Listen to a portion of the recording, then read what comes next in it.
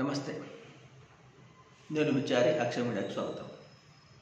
ఇటీవల సోషల్ మీడియాలో కానీ ఒక పార్టీ కానీ రామరాజ్యం అంటూ మాట్లాడుతుంది. అసలు రామరాజ్యం అంటే ఏంటి? రాముడు చేసిన పరిపాలన ఎలా ఉంది అనేది వీళ్ళకి తెలిసి మాట్లాడుతున్నారు, తెలియక మాట్లాడుతున్నారు అర్థం కాదు.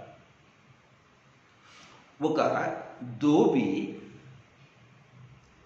మాట వరుసకు సీతను అనుమానించే విధంగా మాట్లాడినని ఒక వ్యక్తి, ఒక అల్పుడు. రాముడు తన సీతను అడవులకు పంపించాడు. ఎందుకు అంటే ప్రజాభీష్టానికి రామరాజ్యంలో అంతటి విలువ ఉంది అని చెప్పడం ఇక్కడ అర్థం చేసుకుంటుంది. అంటే రాముడు అనే వాళ్ళకి మనం అనుకుంటున్న రాముడైనా దేవుడైనా ఒక రాజు అయినా సరే, రాజు అనేవాడు ప్రజల అభీష్టానికి విలువ ఇవ్వాలి, ప్రజల అభిప్రాయాన్ని గౌరవించాలి. ప్రస్తుతం మన దేశంలో ప్రజల అభిప్రాయానికి గౌరవం ఉందా?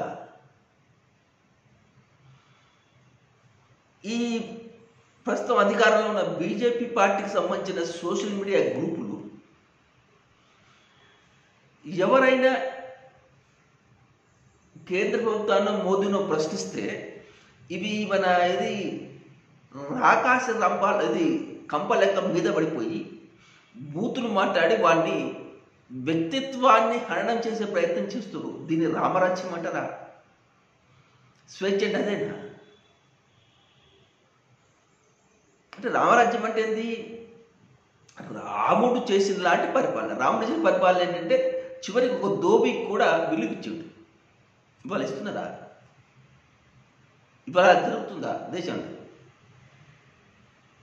ఏదైనా బీజేపీ చెప్పిందే హిందూ ధర్మం, బీజేపీ మాట్లాడితే సనాతన ధర్మం, దానికి వ్యతిరేకంగా మాట్లాడితే హిందూ ద్రోహులు, లేకపోతే సనాతన ద్రోహులు, లేదు అంటే ఇంకా దేశద్రోహులు.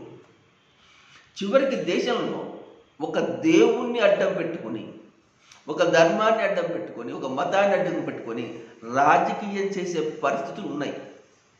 దీన్ని మనం రామరాజ్యం అందామా? రాముడు ఇలాగ పరిపాలన చేసిందా? ఒక్కసారి ఆలోచించండి. రామరాజ్యం అని చెప్పే వాళ్ళు నిలదీయండి. అయ్యా రామరాజ్యం అంటే ఎట్లా ఉంటుంది? ఒక సామాన్యుడు ఈ కేంద్ర ప్రభుత్వ పరిపాలన సరిగా లేదు అంటే ఆ మాటకు పిలుస్తారా? వారు చెప్తున్న ఈ సోషల్ మీడియా గ్రూప్ వాడిని రాగది మన శవాన్ని పీకుతున్న గద్దల్లా పీకుతుంటున్నాయి. అంతటి దిగజారి మరీ చేస్తూ దీన్ని రామరాజ్యం అని పేరు చెప్తూ, రామరాజ్యాన్ని రావాలంటే ఈ పార్టీ రావాలి, హిందూ ధర్మం బతకాలంటే ఆ పార్టీనే రావాలి అంటూ సోషల్ మీడియా గ్రూపుల ద్వారా చివరి కేంద్ర ప్రభుత్వ సంస్థల్ని కూడా ఒక పార్టీ తన ప్రయోజనాలకు వాడుకుంటుంది.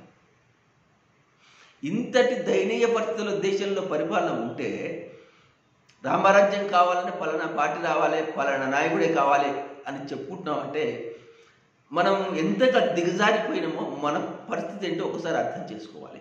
ప్రజలు ఈ విషయాన్ని ప్రశ్నించే రామరాజ్యం అంటే ఏంటి, రామరాజ్యానికి ఇప్పుడు రాజ్యానికి పోలికలు ఏంటి అని నిలదీయగలిగితే ఇంకోసారి ఆ మాట మాట్లాడు మన రామునికి అవమానం కలిగే విధంగా చేయరు.